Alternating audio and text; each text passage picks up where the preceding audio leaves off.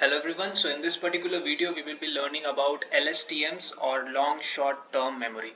In this video we are going to cover the theory of LSTMs, which includes cell state and gates, which are forget gate, input gate and output gate. One great resource, I think you have already heard about this, is Understanding LSTM Networks, a blog, Understanding LSTM Networks by Chris Olah. I'll be linking it into the description. I'll also be using the images from that blog itself. Okay, so giving him all the credit for the images and also a great article. So without any further ado, let's get started. So if you have to understand LSTM, I hope you already know RNNs, because LSTM is just an extension or an upgrade over RNN. So the basic concept remains the same, that here if you can see, there will be an input x of t minus 1. This will be a particular word or whatever embedding, some numbers will go in, then some processing will happen, and hidden state will be created, and the hidden state will be created here, same hidden state, h of t minus 1, h of t minus 1. The only difference is there is also something called as a cell state. You can see the cell state runs across the cell and it passes through all the timestamps. So you can see it's already coming from here, then it's going over here, and then it will go forward for all the words. Okay, now this is the architecture that you can see over here of an LSTM. I know it's a little bit of a mess over here. You can see some sigmoids, you can see some tanh, and then some operations over here, multiplication, addition, and a lot of things going over here. So we will unbox it one by one, but the basic remains the same, that one word given, some operation will be done, hidden states will be created, and then at the end some linear layer will be used over here to do the predictions. Okay, so let's go to the next slide. So LSTMs. Why were LSTMs brought in the first place? Well, the problem was that the RNNs were not able to do a very good job. They were not great with long-term sequences. Basically, what long-term sequences is, that if you have some person and his pronouns are being used in, let's say, after 25 sentences, let's just say in a hypothetical case, RNNs were not really good with that. So RNNs had to be scraped out and something better had to come in, and LSTM was that thing. Now how does LSTM save the problem or solve the problem of long-term sequences? Well, it does that by something called as a cell state. Now cell state in LSTMs, what is a cell state? Well, this is a cell state, as you can see over here. As I told in the last slide, something that runs parallel. You can see this runs through all the timestamps, all the cells over here. Okay, and it is obviously some changes are made to the cell state, that's why we use it for LSTM, but the basic premise is that all of it it travels through all the cells. Now one more thing that I want you to remember is this, and this is going to be widely used in the LSTM. Whenever we are using a tanh, okay, you can see over here a tanh, like you can see over here tanh, here also tanh. Whenever you are using tanh, it basically means that there are some values that is going to be passed. There's some values. Whenever you are using sigmoid, you are saying how much of that value. Okay, so you need to understand, this will take some time and also a little bit of intuition, that sigmoid values range from 0 to 1. So if we have any vector and you multiply it with a vector that contains values between 0 and 1, it will be basically weighing, that it will be the sigmoid layer will be used as a weighing vector, and tanh value starts from -1 to 1. Okay, so it ranges between -1 to 1. Now what this does is, it gives you, okay, these values are to be given, and sigmoid decides how much of the value is to be given. Okay, so keep that in mind. Now the question is, how do you make updates in the cell state? If cell state is the most important thing in the LSTM, then how do you make updates? Well, the way to update the weights are through gates. Importantly, forget gate and input gate. These are used to add information or remove information. So forget gate is used to remove information, and input gate is used to add information to the cell state. For example, first let's deal with the forget gate. Now as the name suggests, forget gate, so it will force the cell state to forget some things. Okay, how will it do that? It will use the last cell state, it will use the last hidden state, not the cell state. It will use the last hidden state. It will also use the input to the LSTM, and then it will multiply it with some weights. So whatever is there, mostly concatenation of the last weight last hidden state and the current input is concatenated and multiplied with a particular weight matrix, and some bias is added. Okay, after that the sigmoid is taken. Okay, once the sigmoid is taken, you get f of t, and f of t will finally be multiplied with c of t minus 1, and I told you sigmoid determines how much, so it will tell you how much of the previous state has to be means after that will be remembered, or you can say it will be forgotten, because once you multiply, let's say if you multiply some 0.0001, okay, so you have some 0000 and then 1, it is a very small value, so when it is multiplied with the corresponding element in the cell state, that value will almost tend to 0, means totally forget. But when you have something like a 0.0009 0.99999, something like that, let's just say for an example, it means that almost all of that element is passed through the cell state. Okay, now input gate, so if forget gate was used to forget information, input gate is used to add relevant information to the cell state. Now how does it do that? Again, there is a combination of sigmoid and tanh.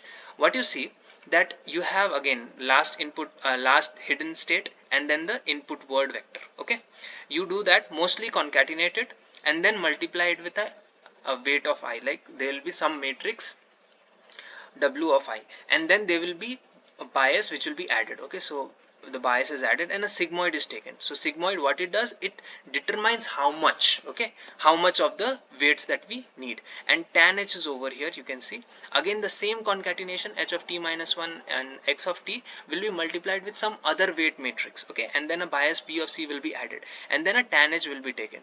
Now that will be basically the new c of t when we will multiply it with this and then add with the last cell state. Okay, so what will happen is you will take c of t and then you will multiply I of t.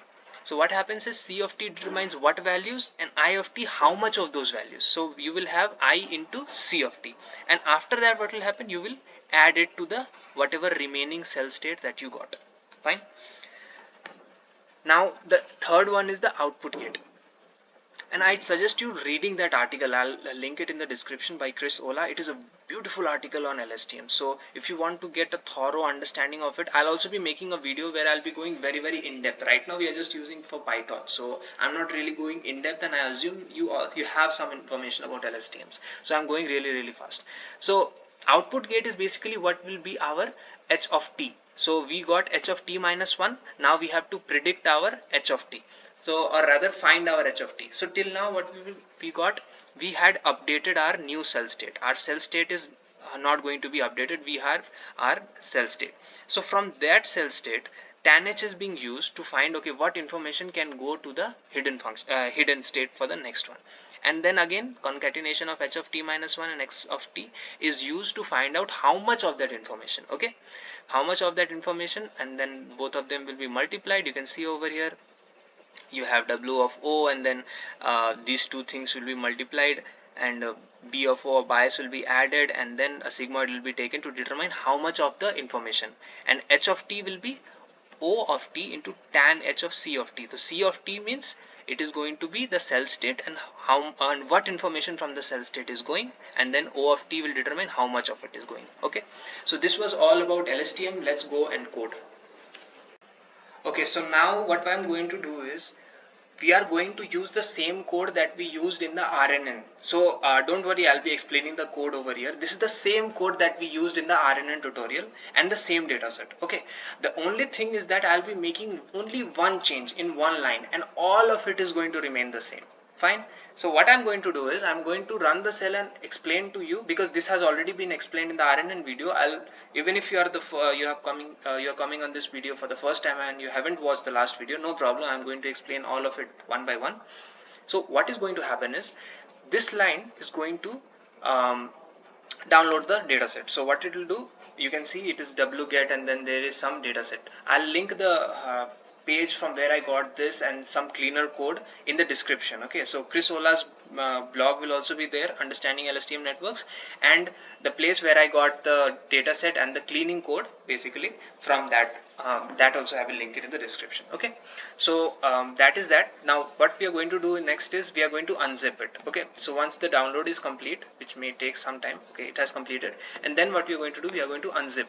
So we got a zip file. I know we got a zip file there. Then what I have done is I have unzipped it, and you can see there are some names over here. So Arabic names, Chinese name, Czech names, Dutch names. And if you open some of these, you can see over here. This is for the ones who are like who are directly seeing this video. I haven't seen the last video, no problem.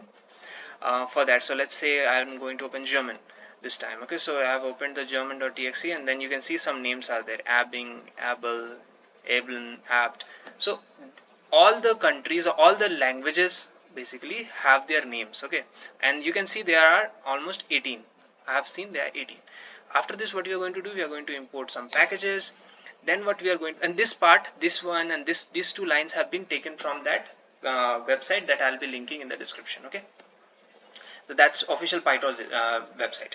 So this is basically going to give all the alphabets from A to Z, both in small letters and capital letters, and here are some of the extra special characters that I have added, and then this is going to be our total number of letters, which came out to be 17, n equal to 17. This particular cell has been again taken from there, so this will help us clean all the names. Okay, some cleaning is required because some extra characters are there in the names that we in general English do not use. Okay, so these are two lists. We will be using all the names and all the countries. So all the names, somewhere around 20,074 names will be here, and all the corresponding countries will be here, or languages you can say. So this particular cell will go through each of the file and find out all and give us all the names that are there, and then this particular line will help us clean that list, and all names will extend that list to include all the new names that we have got from the next language, and also the country will be multiplied, and means the list will be added that many times. Okay, so number of rows is basically number of all the names that we have. Now this is important, this is the embedding part. Okay, so torch.I is basically going to give you an identity matrix, and the dimension of that will be number of letters, that is number of characters that are present in the sequence, that is 57. Okay, so we will have 57 cross 57 identity matrix, and what we are going to do is we are going to append all the, we are going to have a matrix or rather a dictionary where we will be using all the country and giving it a particular value. Okay, so it depends, like I'll show you right now after running it. So let's say mapping, if you print mapping, what you're going to get is some dictionary that you will be getting over here. So Arabic is getting 0, Chinese is getting 1, Czech is getting 2, Dutch is getting 3, and so on. So you can see there are 17, that is in total 18 languages are there, and basically all of these languages are given a number. This will actually help us in classification, because this is obviously a multi-class classification. Now this get data is a function that helps to create something like this. So for example, our name is Abel. Okay, Abel, our name is capital A-B-L, Abel. So what will happen is you will have a name, let's say ABL, and this function, what it is going to do is going to break it into individual characters, so A, B and L, and then what it is going to give you is it is going to give you the indices from here. So if I'm going to print, let's say, all letters, so you will see these are the letters that we have in our data set, in our that we had got. So A to Z, all of them are there in small, then A to Z, all of them are in capital, and then some extra characters also there, special characters. So capital A is on the 26th position, because we know in English there are 26 alphabets. So 0 to 25, this Z is 25, and then capital A is at the 26th position. That's why A has been encoded as 26. Then small b is at 1, you can see 0, 1, and small l is at 11th position. After that, what you will be getting is the embedding, the vector for that, the one hot encoding vectors for all these alphabets. So as you can see over here, something like if you run this particular cell, okay, so there is some different name. Okay, for example, let me see the name, let me also return the name for a second. Let's say name. Okay, and then we will use this. So the name is Abana. So capital A, we have seen capital A is 26. So this capital A at the 26th location, A, this will be that. Then B, B is 1. So at the, you can see at the first location there is N. Then small a is obviously at the first position. Then N will be at some other position, and again the last small a is at this position. So you can see you take the word, break it into characters, find the location of the characters, and finally pass the embeddings of that location. Okay, so I'll have to remove this because we don't need later. Okay, so hopefully you have understood it. Now what we are going to do, we are going to define the model. So the only line that I am going to change is, earlier this was RNN, this capital. Now I have removed it and wrote LSTM, and all of it remains the same. This basically is going to be the hidden layers input, and this is going to be our, this is going to be our input weight matrix, and this is going to be our hidden layers basically. Okay, so now you can see the model is going to remain the same, and only one, I told you only one change has to be made. So earlier this was supposed to be capital R and N. Now what we are going to do, we are going to just convert it LSTM, and everything else remains the same. This is going to be the hidden input size, and this is going to be the hidden size, and everything else will remain the same. We have just changed from RNN to LSTM, and then whatever will be the output of the last cell of LSTM will be given to the forward the fully connected layer, linear layer. As you can see, it will have 2 into number of letters and number of countries. Okay, basically the hidden state and the number of countries obviously. Then what we'll be using, we will be using the, from here let's keep it RNN only. Let's say self.rnn only, because LSTM is also a recurrent network. So the last output, the last hidden the last output state of the LSTM, which is signified by -1, will be taken and given to the output of 1. We have already seen this in the RNN. And then you will be having, let's run this particular cell, and after that we will be declaring the model. And if you print the model, you will be seeing the model over here. You will have an LSTM with 57 as the input size and 114 as the hidden size, and then lastly you will have also a linear layer, as you can see over here. Now we will be defining the loss function over here, and what we will be doing now, we will be running this. Okay, so we will run this for 30 epochs, and now I will wait for the training to complete and come back.